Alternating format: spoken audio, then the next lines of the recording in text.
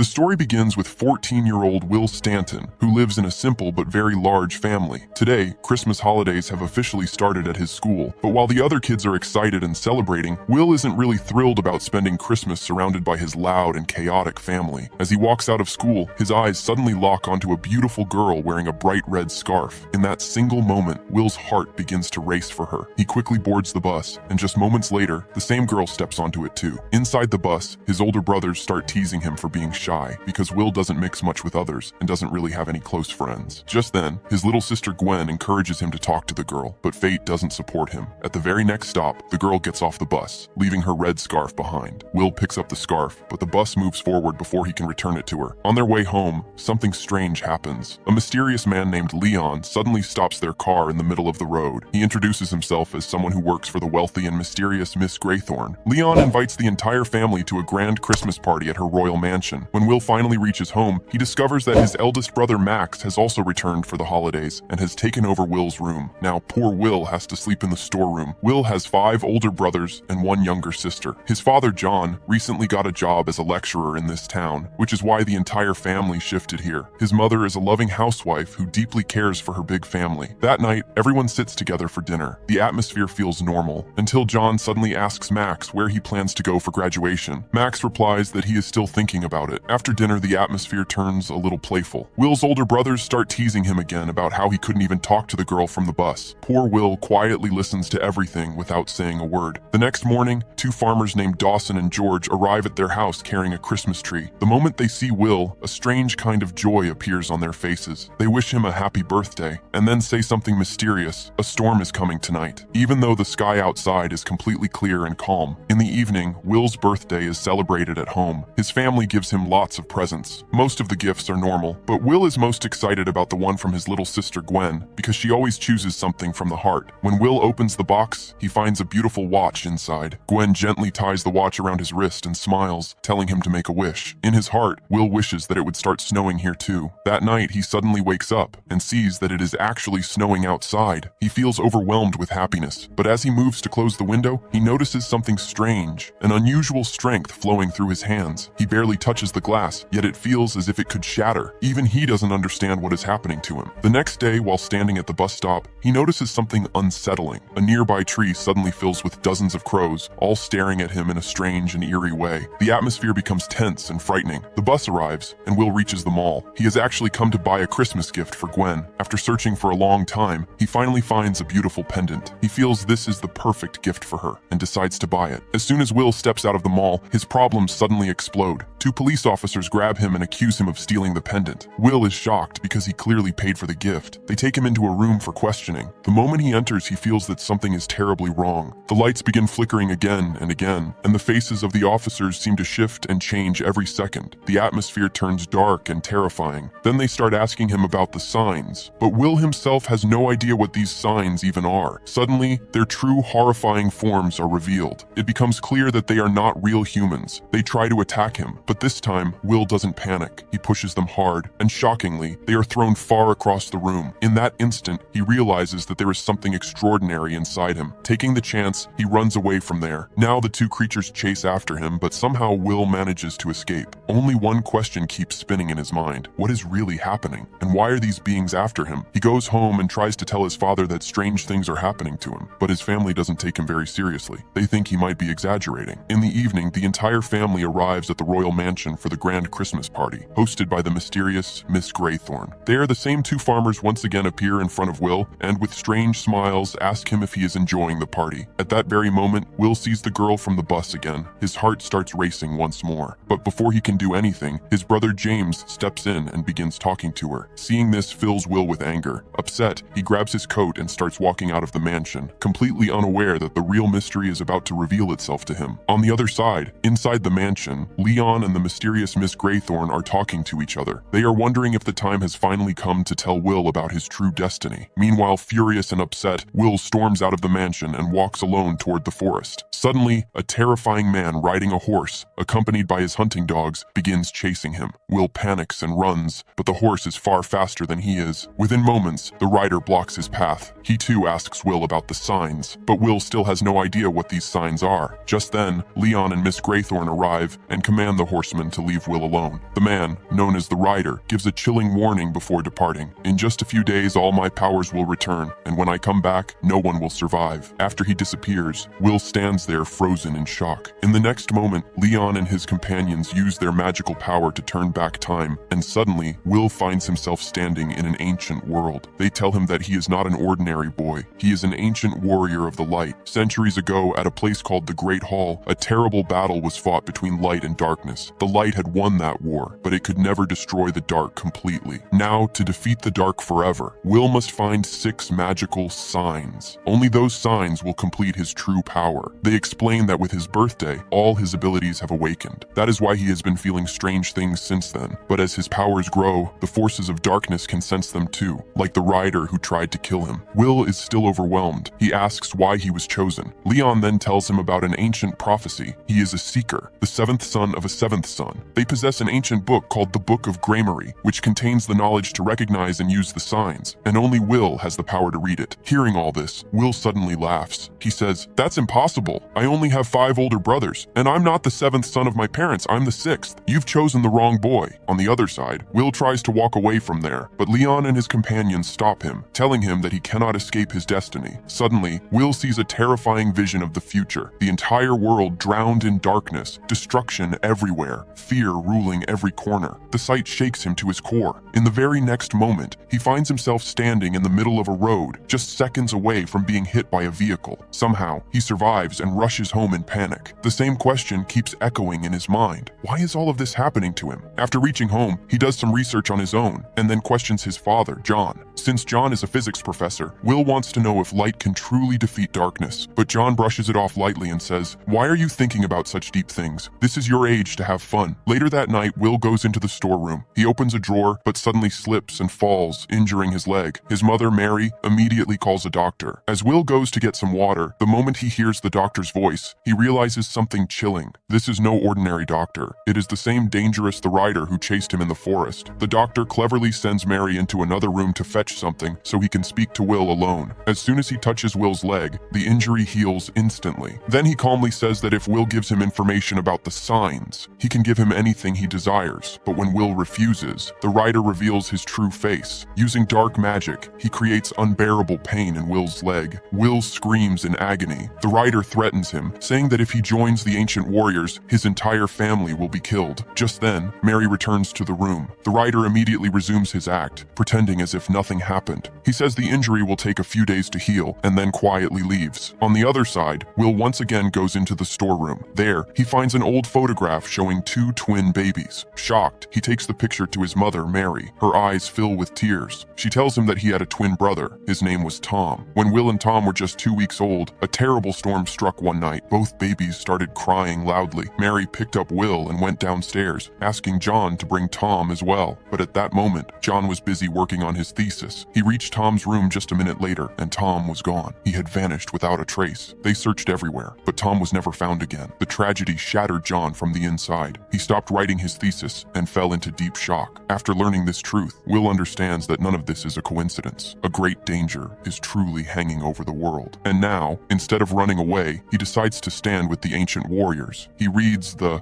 Book of Gramarye and realizes that extraordinary powers live inside him. He can recognize the signs of light. He can move objects with the power of his mind. He can travel back and forth through time. Incredible strength flows through his body. He can even create fire with his bare hands, though he jokingly says he wishes he could fly like Superman, but that power is not his. After this, Leon begins teaching him how to control his abilities. Soon, Will realizes that the first sign was hidden inside the pendant he had gifted to Gwen. A little later, he discovers the second sign as well, but to claim it, he must travel back in time with the other warriors. As they reach an ancient world, a sudden attack strikes them. An old woman unleashes poisonous snakes upon them. The snakes coil tightly around their bodies, but this time, Will does not fear. He uses his powers, frees himself from their grip, and secures the second sign. With the help of that sign, he safely returns to the church along with his team. While talking to Leon, Will learns another shocking truth. He is told that one of his ancestors was named Thomas, the one who originally created these magical signs. Thomas was a great warrior of the light. Leon also reveals that the sixth sign has never been found, because in reality, it was never hidden. And since Will belongs to that same bloodline, only he can discover it. On the other side, in the world of darkness, the rider meets a mysterious man. The man tells him that his dark powers are growing stronger with each passing day, but he also warns him that Will has already found 2 signs, which means he too is becoming powerful. Hearing this, the rider orders him to obtain the remaining signs at any cost. In return, he promises him a great reward. Meanwhile, Will is sitting at the dinner table with his family. Just then, his brother James arrives, and Maggie is with him. Maggie is the same girl Will has liked from the very beginning. When he realizes that Maggie and James are now together, his heart quietly breaks. After some time, Maggie herself comes to speak with Will. Softly, she tells him that she also possesses certain special abilities. Using grains of salt, she forms the shape of a sign, leaving Will stunned. After dinner, Will shows her a glimpse of his own powers. Then, gathering courage, he asks her why she is with James, and whether she is also part of the Ancient Warriors team. Maggie calmly tells him that he should not get distracted by such matters. He must focus on his true mission. She explains that she is not a warrior, but has only come to protect him. Unable to hold back his emotions any longer, Will confesses that from the very first moment he saw her, he has felt a strange pull toward her. He thinks about her constantly. Finally, he speaks from his heart, telling her that he loves her. But just then, James walks in and asks what the two of them are doing. Maggie smiles and casually replies that she was simply talking to Will while waiting for James. As soon as Maggie leaves, Will's anger explodes. He storms toward Leon and says, "I don't think I can save the world. I can't even talk to girls properly. How am I supposed to save the world?" Leon calms him down. He says, "You are the Seeker. You can do anything you choose to do." Then, in a lighter tone, he explains that there is an entire lifetime to think about girls. But if he doesn't focus on the mission now, there may not even be a world left to live in. Furious, Will walks out of the mansion and screams at the sky. His powers spiral out of control, and suddenly the nearby trees burst into flames. Seeing this, Miss Graythorn scolds Leon, saying he failed to understand Will's emotions. After all, he is still just a boy. After some time, Gwen follows Will all the way to the mansion. She asks if he is okay. Will forces a smile and says everything is fine, but then he notices strange clouds forming in the sky. He instantly realizes the third sign is close. He grabs Gwen's hand, and together they travel back in time to an old village. Chaos surrounds them. Soldiers are fighting each other. Hiding carefully, they move forward. Suddenly, Will spots a sign hidden inside a soldier's shield. He and Gwen secretly follow the soldier until he reaches a boat. The moment Will lifts the shield, a large, powerful man grabs him and throws him into the water. The man is about to attack, but then his eyes fall on Will's special watch. The man agrees to exchange his shield for the watch. Finally, Will secures the third sign, and then, traveling back through time with Gwen, he returns safely to his home. Will explains to Gwen that she must not tell anyone about what she has seen. Just then, Leon arrives and scolds him. He says that Will must use his powers carefully, because the real war is still ahead. But after a while, Leon realizes he was too harsh. He apologizes to Will and promises that from now on, he will not only be his guide, but also his protector. When Will reaches home, he sees his older brother Max waiting for him. Max says he will be staying at home for a few more weeks, but suddenly, his behavior turns strange. He grabs Will by the collar and begins speaking in a distorted voice. In truth, Max is under the control of the rider. At that very moment, Will senses the fourth sign. He grabs Max and travels back in time to another place. There, Max suddenly attacks him and threatens that if he does not reveal all the information about the signs, he will kill him.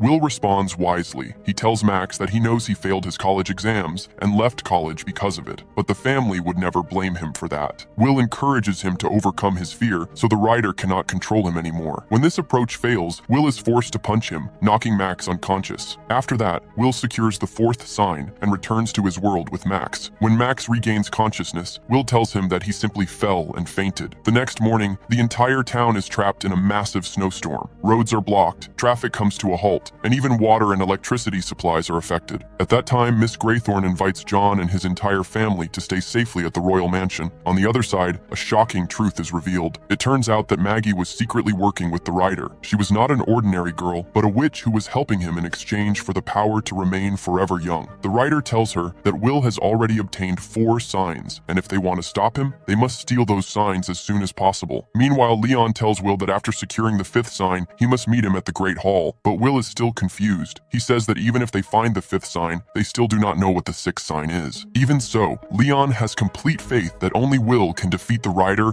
and save the world from the rule of darkness. Sometime later, Maggie meets Will at the royal mansion. She asks him to give her the signs. For a brief moment, overwhelmed by emotion, Will is almost ready to hand them over, but then his eyes fall upon the fifth sign. Realizing the danger, he risks his life and manages to secure the fifth sign as well. Now, all 5 signs are in his possession, and he firmly refuses to give even one of them to Maggie. Because Maggie fails to fulfill her promise, the Rider breaks his promise too. Suddenly, Maggie's youthful face begins to change, and she transforms into an old woman. Stripped of her power, she falls into the river and drowns. On the other side, the Rider's powers had now grown many times stronger than before. The Rider began spreading destruction across the entire town. The weather turned violent. Strange events unfolded everywhere. It was clear that darkness was about to make its final move. Meanwhile, Will reaches the Great Hall with the other ancient warriors. The rule there is clear. The Rider cannot enter unless he is invited inside. Suddenly, they hear his father John's voice outside, asking them to open the door. The warriors stop Will, but then Gwen's voice cries out that one of his brothers is injured. Then Mary's desperate voice echoes, asking for help. Overcome by emotion, Will gives in and opens the door, but it was all a trap. The Rider was mimicking his family's voices to deceive him. The moment the Rider steps inside, his dark energy swallows the light of the Great Hall. The ancient warriors attack him, but he has become unbelievably powerful. One by one, he defeats them and casts them into darkness. Now he stands face to face with Will. He asks, "In your hardest moment, where are your family and friends?" Then he mocks him, saying he is still just a child and should not even dream about saving the world. Suddenly, the Rider reveals a magical sphere. Inside it, Will's twin brother Tom is trapped. The truth is exposed. 14 years ago, the Rider kidnapped Tom, believing he was the Seeker. The Rider throws the magical sphere into the waters of the Great Hall. Will desperately tries to find his brother, but thick darkness surrounds everything. In the end, the Rider pushes Will into a massive black cloud and leaves to spread darkness across the world. But inside that dark cloud, something changes. Will suddenly remembers everything. He realizes that the 6th sign was never hidden, because he himself is the final sign. The moment he understands this, all his powers awaken at once. Darkness can no longer hold him back. Will emerges from the Great Hall holding the magical sphere. With all his strength, he traps the Rider and his darkness inside that very sphere and throws it into the river. As the sphere sinks into the water, light spreads across the entire town. The darkness vanishes, and at that very moment, Tom is freed and returns. After 14 long years, the two brothers are finally reunited. Will's mission is complete. He asks the warriors for permission to return home, and they allow him to go. When Will and Tom reach home, the entire family bursts into tears of joy. Their lost son has finally come back after so many years, and with that, the movie ends. So, how did you like this film? Let us know your thoughts in the comments below. If you enjoyed this recap, make sure to like the video and subscribe to the channel for more amazing stories like this. See you in the next video.